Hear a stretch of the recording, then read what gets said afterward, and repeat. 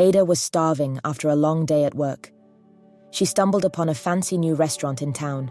The exterior looked luxurious, and the aroma coming from the kitchen was mouth-watering. Without a second thought, she walked in, ordered her favorite rice and chicken, and devoured it in minutes. As she was finishing her meal, Ada felt the urge to use the restroom. She asked the waiter for directions and was pointed to the back of the restaurant.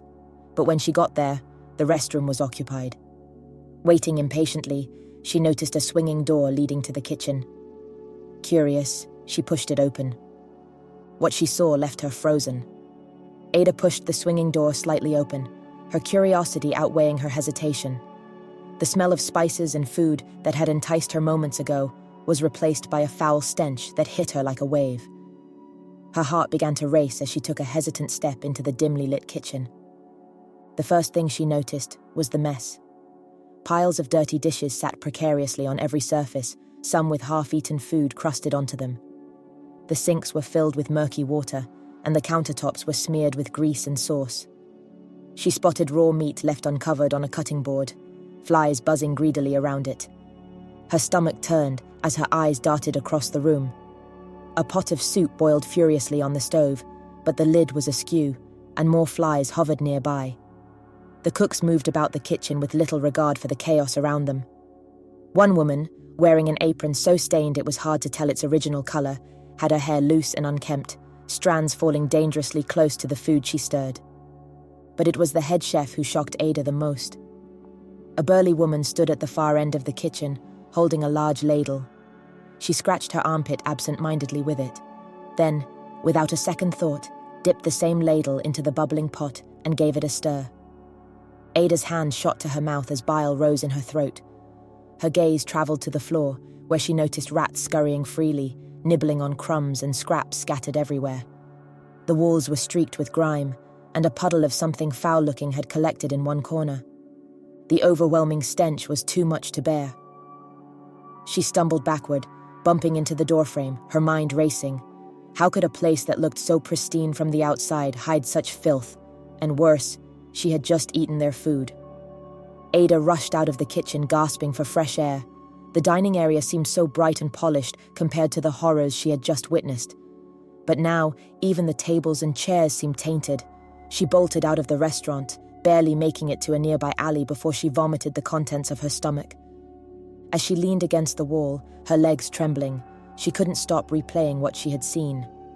All those times she had chosen convenience over care, trusting restaurants blindly, came flooding back to her. She realized that the price of ignorance could be far greater than she'd ever imagined. Ada hurried home, her mind racing with questions. What if she had ingested something dangerous? What if those unsanitary conditions led to more than just an upset stomach? As soon as she got through her door, she collapsed onto her bed, clutching her stomach, overwhelmed with regret. The following day, she woke up feeling worse. Her body ached, her stomach churned, and waves of nausea left her dizzy. With a sinking feeling, she knew she had to see a doctor. At the clinic, after describing her symptoms, the doctor ran a few tests. "You're suffering from a bacterial infection," he said gravely. "It's a common result of consuming contaminated food prepared in unhygienic conditions. You're lucky you came early. This could have turned into something far more serious." Ada felt her stomach drop. The images of the filthy kitchen replayed in her mind. The ladle, the rats, the flies. She shuddered at the thought of what she had unknowingly consumed. After a week of rest and medication, Ada recovered physically, but her curiosity remained. How could a restaurant that looked so clean and reputable from the outside be so filthy inside? She needed answers, not just for herself, but for others who might unknowingly fall into the same trap. One afternoon, she decided to investigate. She waited until the restaurant was bustling with customers, then slipped into the shadows behind the building. The smell of spoiled food hit her immediately. She followed the sound of clattering dishes to the back door, where workers were dumping leftover food into a large, uncovered bin. Flies swarmed over the mess, and she noticed rats darting in and out of the pile, feasting freely. But what caught her attention next made her freeze. One of the kitchen staff was rinsing dirty plates in a bucket of water that was already dark and greasy. Without properly cleaning them, he stacked the plates to be reused. Her chest tightened as she realized the extent of the deception. The luxurious dining area, the polished tables, the friendly waiters, everything was designed to mask the horror of what lay behind the scenes. She pulled out her phone and snapped a few photos before retreating unnoticed. That night, Ada sat alone in her room, scrolling through the pictures she had taken. Her initial anger turned into a determination to act.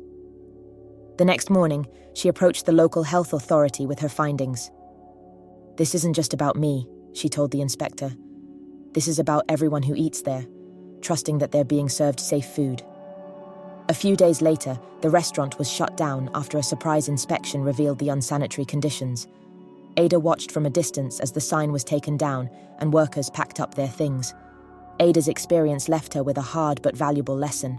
For years, she had prioritized convenience over safety, trusting appearances without question. But now, she understood the cost of that trust. From that day forward, she made a promise to herself to prioritize her health, to learn how to cook, and to always question what lay beneath the surface. Her story became a cautionary tale for others in her community. Friends and colleagues listened in shock as she recounted her experience, many of them vowing to be more mindful about where they ate. Not everything that glitters is gold. The prettiest facade can hide the dirtiest secrets. Always question, always observe, and never compromise your well-being for the sake of convenience.